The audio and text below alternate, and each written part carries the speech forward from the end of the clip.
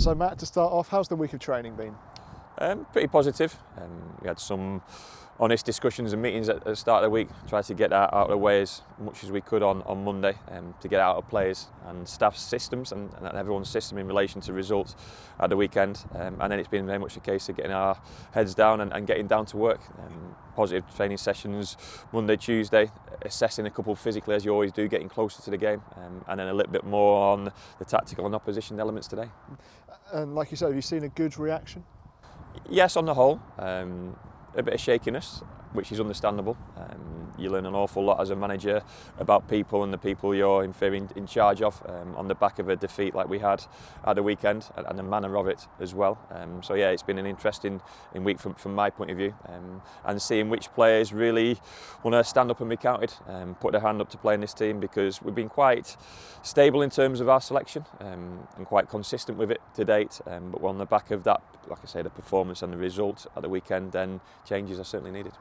You mentioned being consistent with your selection. It must be frustrating that more is unavailable, but it gives someone else an opportunity to prove themselves. Yeah, look, it's his own fault. We all acknowledge that, and he's accepted that and apologised, and he misses the next 3 games. So yeah, an opportunity for a defender to come into that unit. Apart from Saturday, that unit had generally performed pretty well. Had been quite consistent with its selection, like we spoke about, and they'd sort of found a consistency within themselves. So yeah, an opportunity for a player to come in. Obviously Connor came on at half-time at the weekend, so getting his match sharpness and mentality where it needs to be, and we're looking forward to whoever come in, seeing how they perform. And plenty of positive moments on the road, but not necessarily the results you wanted. Do you feel like you're getting closer to getting a win on your travels? Yeah, you can be close, but you can be a million miles away at times. The result is everything, and Barnsley was probably the closest we've come in terms of the chances, certainly at the start of the second half, and I could stand here again and say we take our chance and it's a different game, but we have to dictate more of the running, certainly in terms of the way we control ourselves away from home.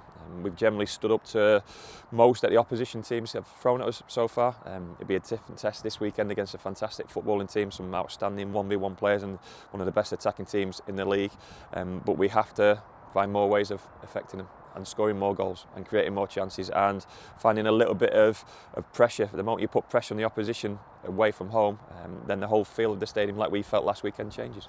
And final one from me, any injury updates or news?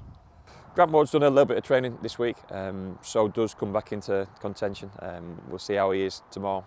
A couple on the back of the weekend, maybe physically they weren't quite right in terms of going into that game, so we've had a couple of scans and x-rays. You'll see the team sheet when we come together at the weekend, but hopefully nothing too serious and too major, or nothing too long term.